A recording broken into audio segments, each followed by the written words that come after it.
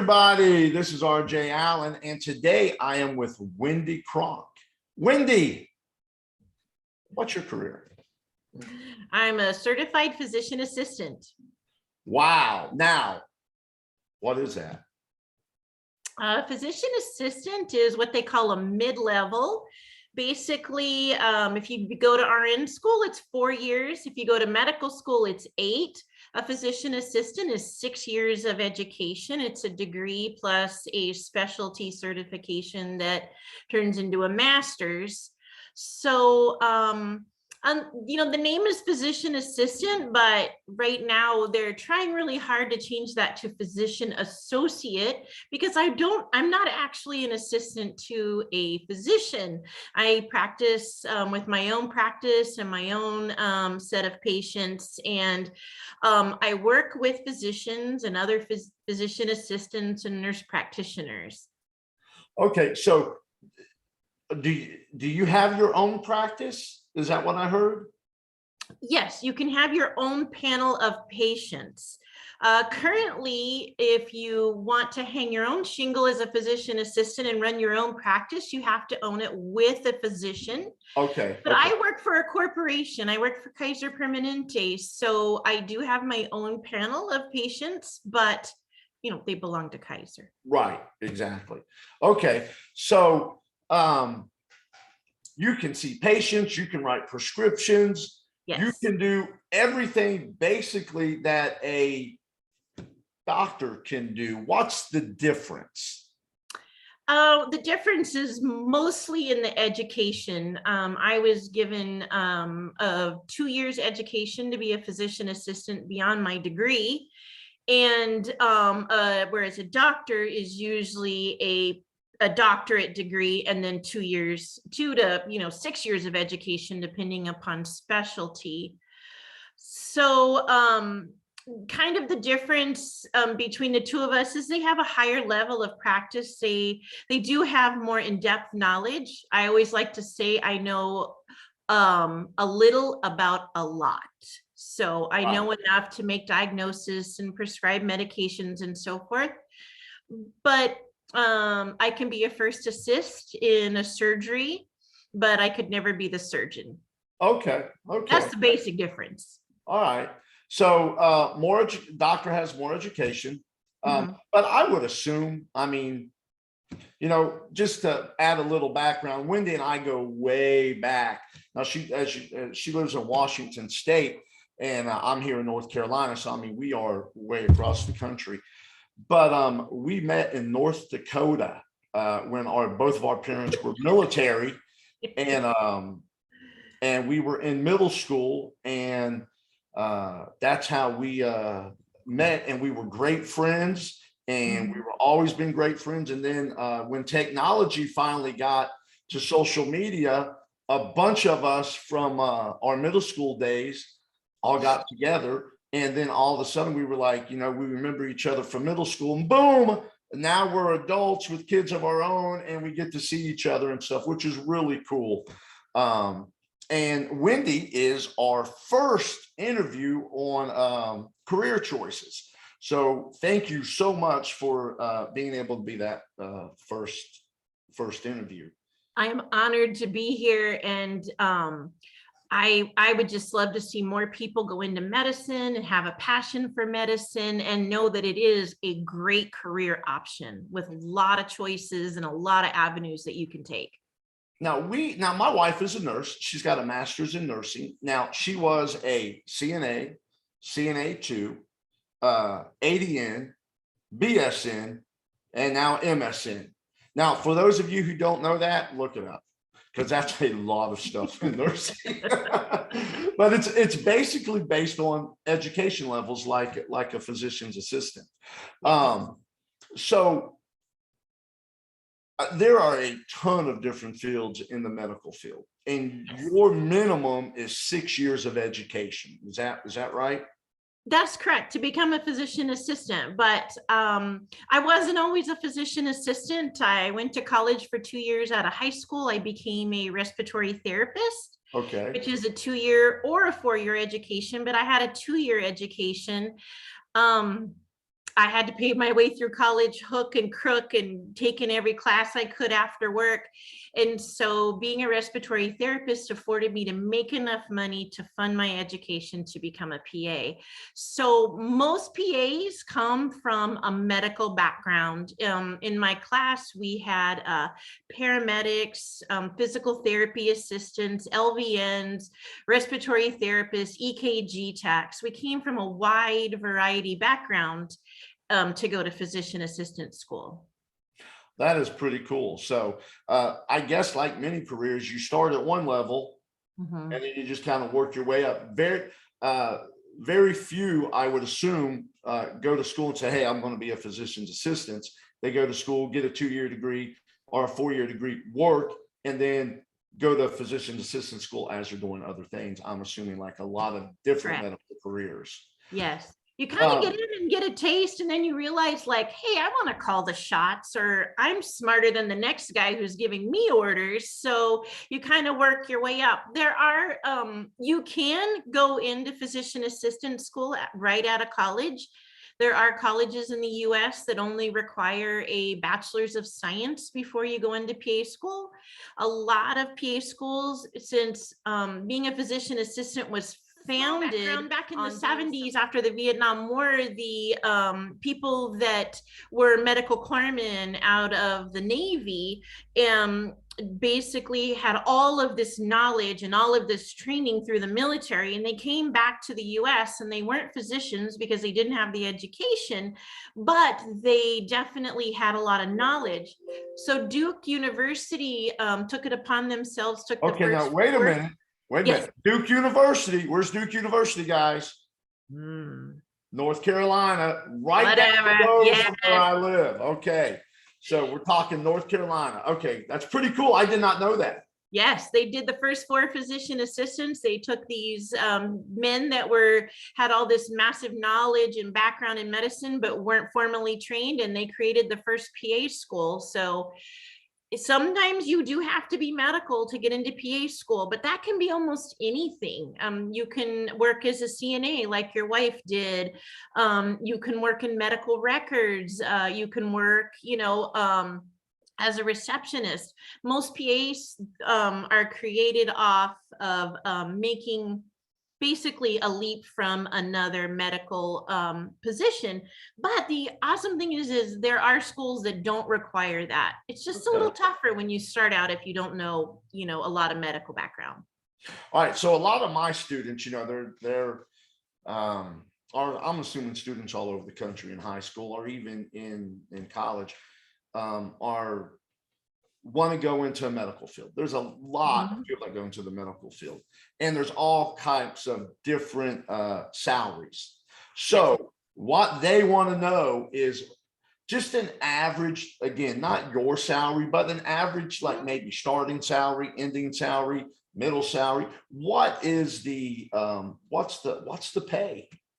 Well, the pay is good. I'm not going to fib to you. It sort of depends, because the awesome thing about being a PA is that you can pick your specialty. So entry level specialties, most people are going to start between 100 and 120,000 their first year, and that's Okay. full-time work. Guys, kids, students, anyone out there, if you heard that, 6 years education, over 100 G's. Okay, good. Easily. And you can make your own path. It just depends. I have a very close friend that I went to PA school with, and he went into cardiothoracic surgery, and he makes 250,000 a year. So being a PA, you sort of set your own goal, and it just depends upon, do I want to sacrifice my weekends, my holidays, my hours? Am I single? Do I have children? Those kinds of things, depending upon what your specialty is. But if you just have a 6-year degree as a physician assistant, you can expect to make 100 to 120,000 a year plus benefits. All right. And, and that sounds like a lot, and that's a great salary. But again, remember everybody, that's minimum 6 years of education. And a lot of people going right out of high school, they're like, man, I've been in school for 12, 13 years. I don't want to go back to school and go back to school for another 6 years. But what I try to tell all my students out there, guys, 6 years in your Goes lifetime, fast. it goes by very fast, and that education is well worth the salary. Yes. So thank you for sharing that aspect, but what are some pros and cons? What are the things you're like, oh dear God, I got to go to work tomorrow and deal with this? Well, it's always a challenge. Most people that go into medicine, you'll find that we're something they call empaths. And those are people that connect with other people, that want to help, that feel the need to connect to people and be with people. I think the hardest part about my job is when I have somebody seriously ill and it's life threatening or it's life ending, and I do have to tell them, and that's tough. It's never easy. It's never gotten easier in the 20 years I've been doing it. Sometimes you're that person, you get those results, you're the person who has to make those phone calls. And I would say that has probably been the hardest part of my job, is having to share end of life with people. Yeah, that would be very difficult. It is. Yeah, I don't even know how you would do that. That's got to be a tough call to do. So now that we got the downer, what's the upper? I always say this, RJ, you know, from childhood, I have ants in my pants all the time. Go, go, go. So every day is different. I currently am working in a family practice situation, but I've had a few other specialties. And I've been doing this almost 22 years, and I have never had 2 days the same. So I go from room to room to room, and maybe one room has a fracture. Maybe the next person needs to be sutured. Maybe the next person needs a modification of their blood pressure medication or diabetes. No two patients are the same. No 2 days are the same. And I can honestly say I look something up every day. You don't quit learning. You have to stay very current on, medications and treatments. And there's always going to be that patient almost every day who's going to throw you a curveball and give you a disease you've never heard of or a medication you're not sure about. So it's the thing I love. It keeps me busy, very busy, and on my toes. You never stop learning, which is great. And I think anyone going into a career, if you think you know it all, once you start entering that career, you're not going to do well. No, Because you I already spent the think, first year worried that I was going to kill somebody. It's scary. And you look up everything and it's, but after a few years you get comfortable, but you don't get complacent because medicine is ever changing. that's awesome. And that's something that I love. You're not going to be bored in medicine, and you're definitely not going to be bored as a PA. So what would you say to encourage those that want a PA?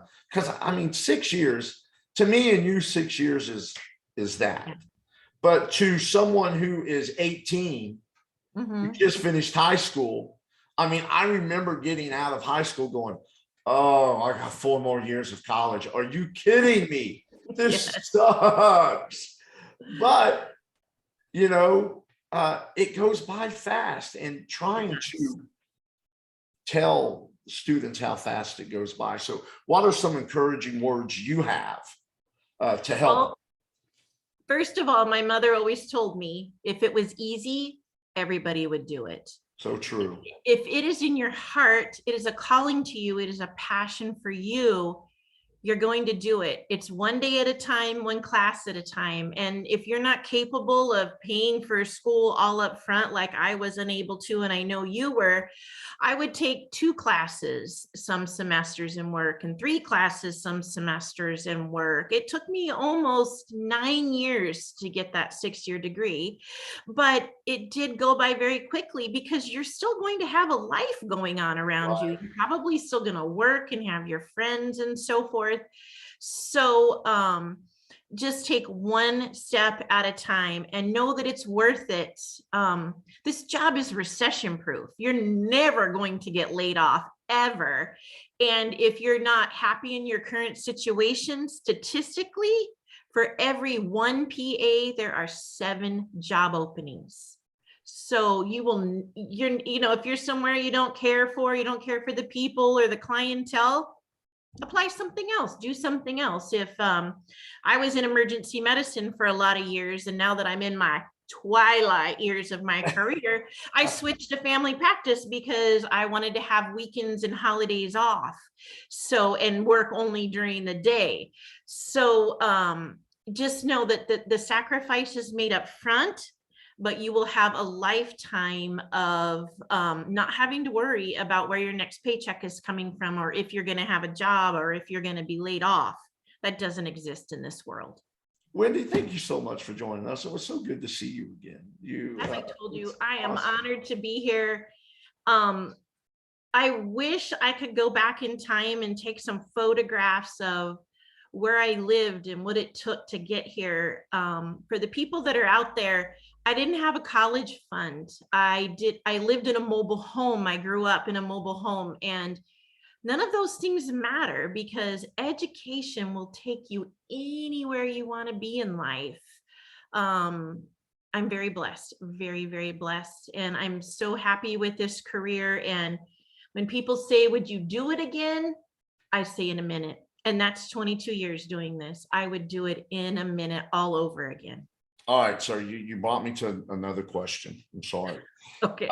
But I love the aspect of you work so hard. And we have. I mean, me and you have a lot of similar stories. We Yes. work so hard. Then you finally get it. You finally graduate. The dream is there. And I tell people, just Mhm. because you achieve the dream doesn't mean you quit working, because No, at it that doesn't. point it just started. Yes. But what was it like? I mean, what was it like walking across that stage, getting the degree, knowing that, oh my God, I did it. Yeah. You want to pinch yourself. You can't believe it. And this will go for a lot of people out there. There's something called imposter syndrome.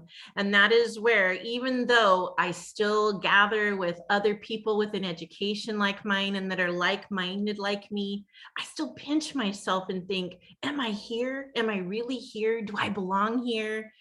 So there's no greater satisfaction in the world than graduating for something you have worked for so long. And to tell you the truth, a few months after graduation, I struggled a bit because I only had to work 40 hours a week. That's all I had to do. And I was used to working 40 hours a week and going to school full time and being crazy. So it's kind of easy after you graduate. I'm not going to lie. That is a little different. Yeah. It is. It But is. it's nice. It is Yes. nice. Again, thanks so much for being part of this. And you are the first Woo! interview for Career Choices. So thank you so much again. Awesome. And please, RJ, I give you permission, if anybody has any questions about this career field or wants to know, where do I start? What do I do? Who do I talk to? What classes please give my email address to them. I am happy to put anybody on the path. And remember, you don't have to have a college fund. You don't have to have crazy grades. The grades really count when you get into college. Do it, go for it. One of my favorite sayings is 120 doctors graduate from medical school. What do you call the 120th person in that class? Doctor. Doctor. You got it. You just got to get through it. Do you mind if I put your email in the description? And that Not at all. Not at all. I welcome any questions, any concerns. I am happy to be a cheerleader for anybody who wants to choose this career. You'll never be sorry. You'll be very fulfilled. And gosh, it's just a great way to earn some really good money. Sometimes I can't believe they pay me for it. That's a good job when you can't believe you're getting paid for it. That's awesome. Hey everyone, thank you so much for joining us for Career Choices, and we'll have another one next week, and thank you so much.